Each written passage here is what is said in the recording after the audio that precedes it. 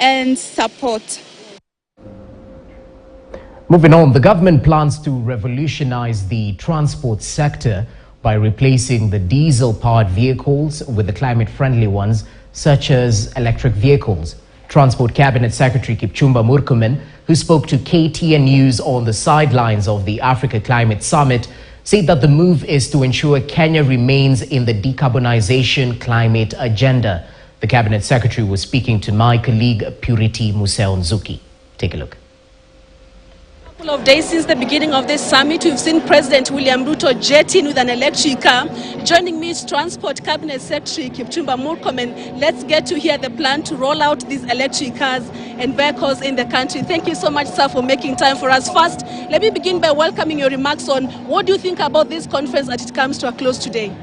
It's been a great success. It's opened the door for us to have a honest conversation about climate change and its impact in African countries, developing countries, particularly in Africa.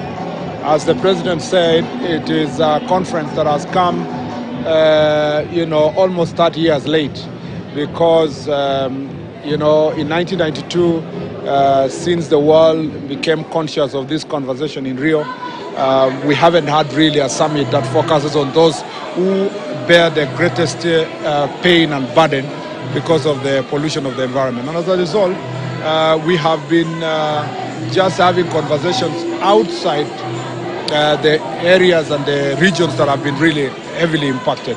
So it took the leadership of President William Ruto on behalf of his colleagues in Africa to now have a honest discussion about this subject. And this has been a success. If you look at the response from the United Nations, the developing countries, the participation of the European Union, the United States, and the organs of governance all over the world that deal with the environment, this has been a great success. The conversation is focused, targeted, it has solutions, it has proposals, and the most of it all is that we didn't call each other here to come and lament.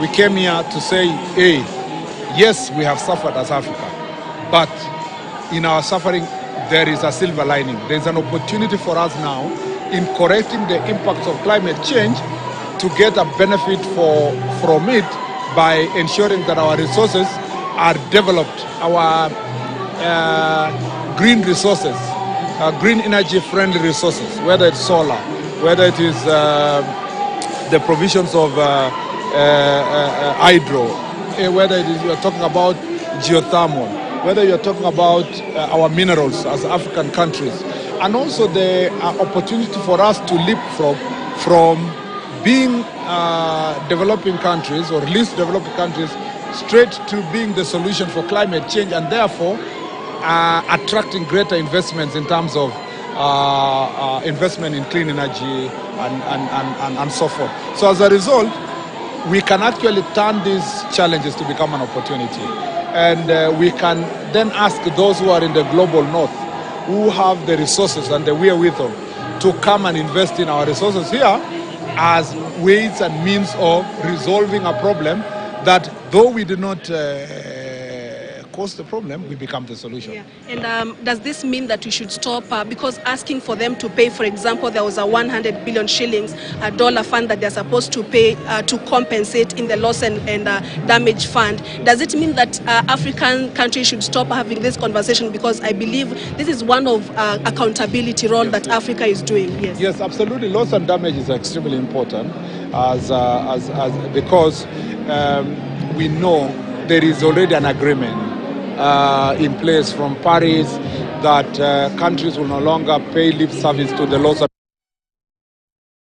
put resources to ensure that we mitigate the impact of climate change. You know what happened in our country in the last 1 year, that we have put immense resources towards mitigating impacts of drought. Yet we are not part of those. Our energy is 92% clean. We know that the level of pollution in our country is low. So the loss and damage conversation will go on.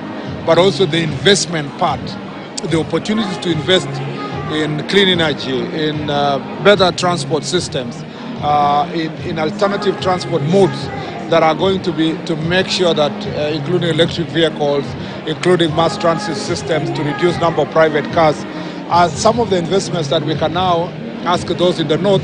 Apart from the question of reparation, the loss and damage, we also have an opportunity for investment. There you have it, Transport Cabinet Secretary Kipchumba Murkomen on the sidelines of that